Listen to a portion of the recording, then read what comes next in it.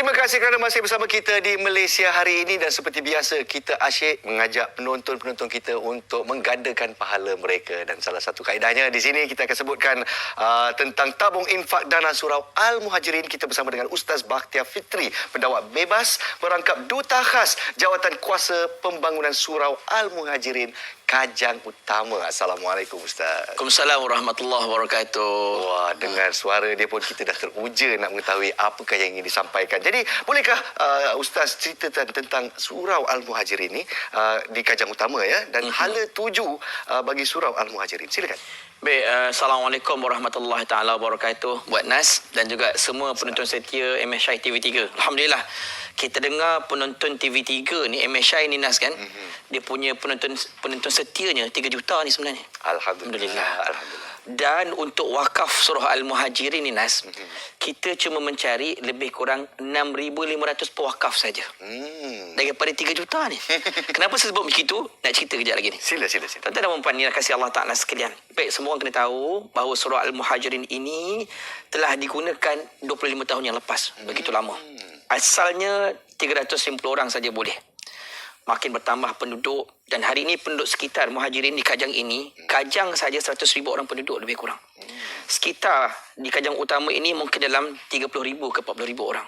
Bayangkan tuan-tuan berwakaf dengan surau kami ini dimanfaatkan oleh lebih kurang 100,000 penduduk di Kajang. Lebih kurang 30,000 penduduk sekitar. Apa Nabi sebut tentang orang yang memberi manfaat kepada orang lain?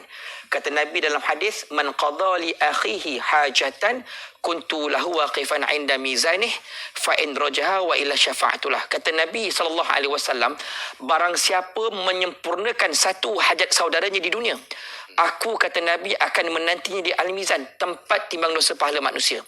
Berat timbangan pahalanya, dia beruntung, kata Nabi. Kalau ringan timbangan pahala, aku bagi syafaat, aku beratkan. Untuk siapa, kata Nabi? Untuk orang yang menyempurnakan hajat saudaranya di dunia. Bayangkan kalau tuan-tuan berwakaf dengan surau kami, pembangunan pembinaan surau kami ini, tuan-tuan telah memberi manfaat kepada lebih kurang 30,000 penduduk sekitar. Bahkan kalau solat berjemaah sekalipun, boleh memuatkan lebih kurang 2,500 orang. Bayangkan di akhirat nanti berapa banyak sebenarnya syafaat yang akan dimiliki. Apatah lagi kalau kita niatkan untuk ayah ibu kita. Wakaf atas nama ayah ibu. Ada anak-anak kata, Ustaz, dulu waktu ayah mak saya hidup, tak dapat nak berbakti. Saya kata tak apa.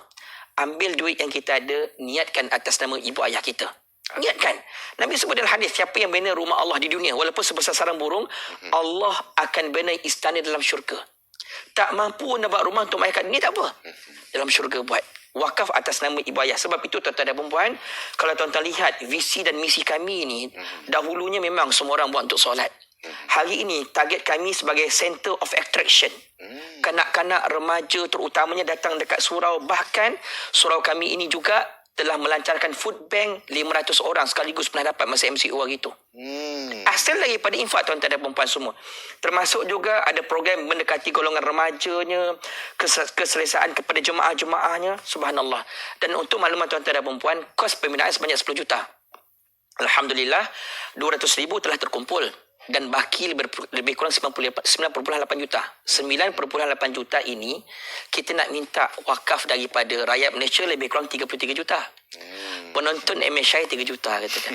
Sebab saya sebut kami cuma memerlukan lebih kurang 6,500 orang yang boleh berwakaf sebanyak lebih kurang kos satu lot RM1,500. Sama ada tuan-tuan boleh wakaf sekaligus RM1,500 ataupun RM150 selama 10 bulan. Boleh buat ansuran lagi. Secara ansuran. Ya? Bahkan kalau sesiapa nak wakaf, seikhlas hati pun kami terima, tak ada masalah. Boleh ambil gambar dekat skrin. Ambil gambar dekat skrin sekarang. Ada nombor akaunnya, ada nombor pegawainya. Call sekarang. Kalau tak dapat call, WhatsApp. Tuan-tuan dan perempuan, okay, kita berharap pada tahun 2023 terkumpul 10 juta. Dan kami ni bagi pihak wakaf lah, subhanallah. Kami ni berdoa agar Allah Ta'ala berikan kemudahan untuk kita berwakaf. Agar Allah Ta'ala limpahkan rezeki bagi para pewakaf yang telah berwakaf. Kami doakan agar Allah Ta'ala gantikan infak tuan-tuan dengan ganjaran yang lebih baik, mudah-mudahan kebahagiaan dunia akhirat ibu ayahnya, mudah-mudahan. Nabi sebut dalam hadis, Nabi kata sab'un yajri lil 'abdi ajruhunna wa huwa fi qabri ba'da mautih. Ada 7 pahala ni Anas mengalir pahala masuk ke kubur selepas kematian kita. Apa salah satu Nabi kata? Au bana masjidan. Siapa yang bina masjid, dia dah mati selagi mana masjid tersebut digunakan, mengalir pahala masuk ke lubang kubur. Ini namanya pencen kubur buat kita semua. Dan jadikan pencen kubur kita ini juga hadiah buat ayah ibu kita. Walaupun dah meninggal dunia, bercahaya-cahaya kubur ibu ayah kita. Kan, insyaAllah. Pencen buat pahala kita.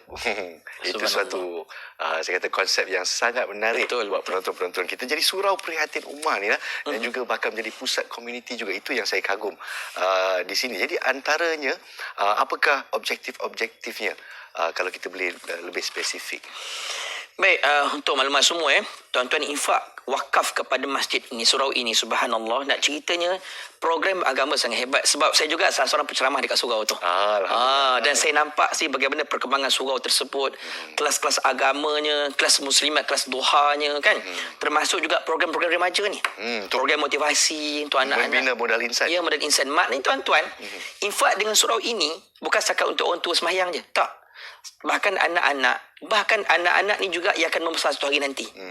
Dia faham agamanya, faham dengan Al-Qurannya, hebat dengan solatnya, hasil daripada infak kita. Habis tak infak kita, habis duit dekat dunia, pahala takkan berhenti dekat dunia. Dia masuk ke lubang kubur. Sebab tu disebut tadi tentang kami juga menyediakan fasiliti-fasiliti di sana. Dengan budak-budak nak datang, nak menggunakan wifi, tak ada masalah. Kawasan ruang untuk remajanya pun ada dekat sana, alhamdulillah. Tuan-tuan boleh tengok gambar-gambar dekat skrin tu kan, bagaimana sesaknya kawasan ni. Sebab itulah kami minta kepada semua kan, agar sama-sama membantu kami untuk kami membina pembinaan surau. Memang kita puji semangat Ustaz Bakhtiar Fikri kita, pendakwa bebas merangkap Duta Khas Jawatan Kuasa Pembangunan Surau Al-Muhajirin, Kajang Utama. Semoga sasarannya ditunaikan. Amin. Semuanya berkat anda juga penonton Malaysia hari ini. Sekali lagi terima kasih kita ucapkan. Sama-sama. Dan kita akan berehat seketika selepas ini. Kita kembali dengan Fariha pula. Apakah ceritanya? Semuanya selepas ini. Mati seorang manusia, terputuslah amalannya kecuali 3. Sedekah jariah, ilmu yang dimanfaatkan, anak soleh yang mendoakannya. Hadis riwayat Muslim. Ayuh kita perbanyakkan amalan baik ini dengan berinfak kepada dana pembinaan Surau Al-Muhajirin Kajang Utama. Semoga infak ini kita dimurahkan rezeki dan pahala, insya-Allah.